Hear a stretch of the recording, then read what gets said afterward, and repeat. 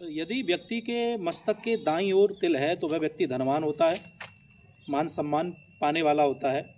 और यदि बाईं ओर है तो अशुभ बताया गया है। स्त्री के लिए तिल बाईं ओर शुभ रहते हैं और दाईं ओर अशुभ रहते हैं, और व्यक्ति के लिए, पुरुष के लिए तिल दाईं ओर शुभ रहते हैं और बाईं ओर अशुभ रहते हैं। तो बाईं ओर मस्तक पर जिस व्यक्ति के तिल है उसको 36 वर्ष की उम्र तक कष्ट प्रायतः देखने के लिए मिलता है।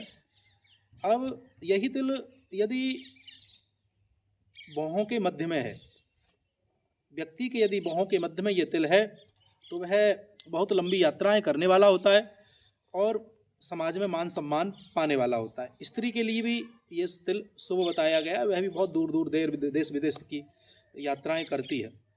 देखो, 12 तिल से यदि ज़्यादा शरीर पर तिल हैं तो उनका प्रभाव फिर हमारे जीवन में शुभ अशुभ नहीं रहता है।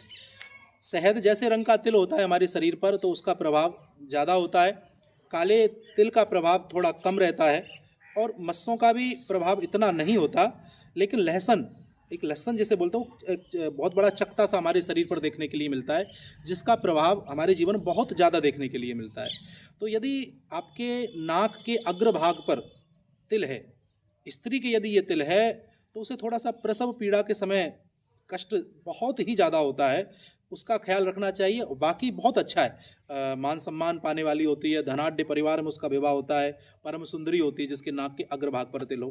पुरुष के भी यदि नाक के अग्रभाग पर तिल है तो बाकी सब कुछ ठीक है, लेकिन वो थोड़ा सा अहंकारी टाइप का होता है।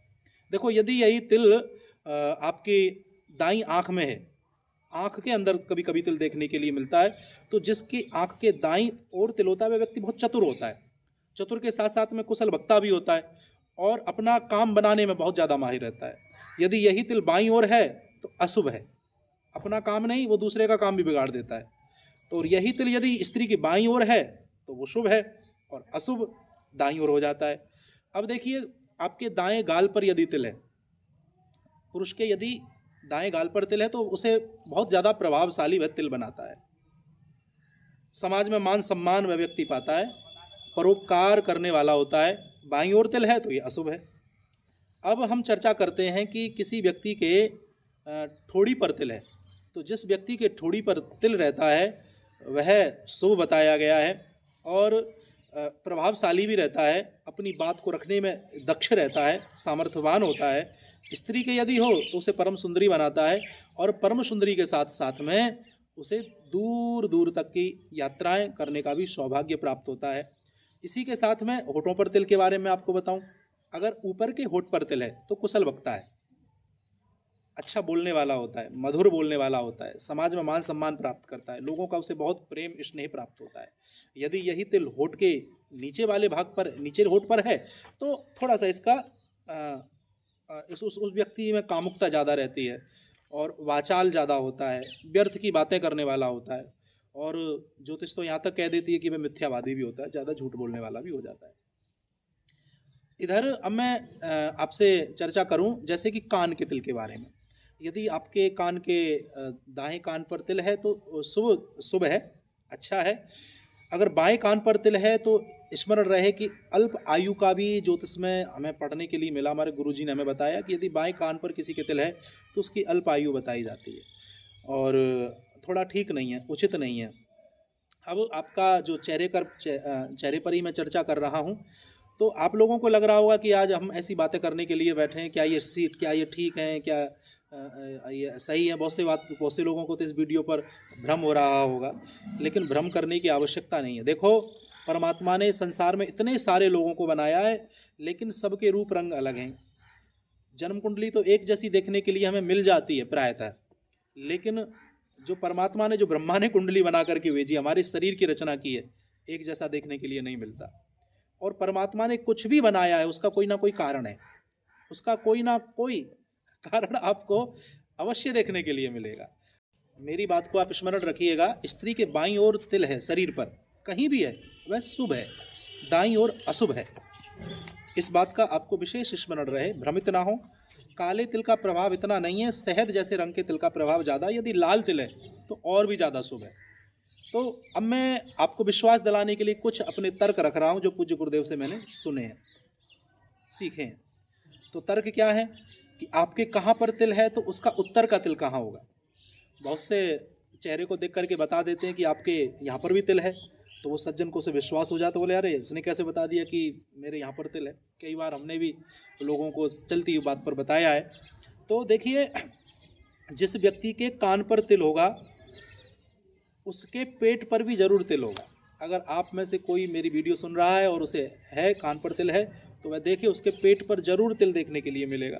दूसरी बात, जिसकी नाक की नोक पर तिल होगा, नाक की नोक का मतलब बिल्कुल अग्रभाग पर जिसके तिल होगा, उसके उत्तर का तिल गुप्त स्थान पर उसे देखने के लिए मिलेगा। जननेंद्रिय पर अवश्य तिल उसके होगा। एक और मैं आपको बताऊं, पुरुष स्त्री की नाक के बाईं ओर तिल हो, ऐसा प्रमाण है और बिल्कुल सच है। कोई सुन रहा हो तो उसे आजमा करके देखिएगा, तो उसका उत्तर का तिल उसकी जांघ पर देखने के लिए मिलेगा। उसकी जांघ पर तिल अवश्य होगा। इधर नाक की दाईं ओर तिल हो तो उसके बाईं बगल के नीचे तिल देखने के लिए मिलेगा। और आंख के नीचे यदि किसी के तिल है तो आपको देखने के लिए मिलेगा उसकी छाती के आसपास में, हो सकता है मध्य में भी हो, नहीं तो आसपास में तिल जरूर देखने के लिए मिलेगा। तो इन तिलों का हमारे जीवन में बड़ा महत्व है। ये ब्रह्मा की बनाई हुई कुंडली है। जन्म कुंडली तो है, हम ब्राह्मण लोग बनाते हैं, लेकिन जो ब्रह्मा की कुंडली किसे बोलते हैं, शरीर की आकृति को किस तरह से बनाया है, होते हैं ना फेस रीडर। फेस रीडर का मतलब क्या होता है?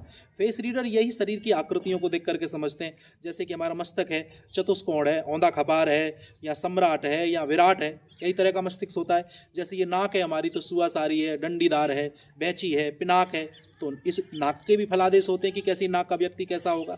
जैसे हमारी आँख है, आँख हलाहल है, मधुभरे हैं या रतिनार हैं, तो इन आँखों से भी मालूम पड़ जाता है कि व्यक्ति का स्वभाव कैसा होगा, व्यक्ति के जीवन में क्या होगा क्या नहीं होगा। अब जैसे हमारे कान हैं, धनुष आकार हैं, डंडीदार हैं, तो गणेश हैं या गजेंद्र के रूप में। तो इसी प्रकार से शरीर की सारी बनावटों के बारे में कुछ ना कुछ फलादेश होता है और वह बड़ा सटीक होता है। लेकिन आजकल थोड़ा सा शिष्य योग्य नहीं रहे, तो इसलिए ऐसे ज्ञान से बहुत हम लोग दूर होते जा रहे हैं। लेकिन इनका प्रभाव हमारे जीवन में बहुत ज़्यादा देखने के लिए मिलता है। तो आज मैंने आपको केवल चेहरे के तिलों के बारे में बताया है। अगली वीडियो में आपको मैं और शरीर के अंगों के तिलों के प्रभाव के बारे में बताऊंगा। तो आपने मेरे इस को लाइक फॉलो नहीं किया है, सब्सक्राइब नहीं किया है, तो आप कर लीजिएगा, जिससे कि आपको आगे की जानकारी मिलती रहे। इन दिनों में बैठा हुआ हूँ आराम से घर पे। कथाओं का भी आनंद समय से पे मिल रहा है, लेकिन अभी कोरोना प्रभावशाली है, इसीलिए तब तक आपको ऐसी जानकारियाँ मैं देता रहूँगा। दास छवि ले छैल बिहारी का सभी दर्शकों को जय श्री कृष्ण।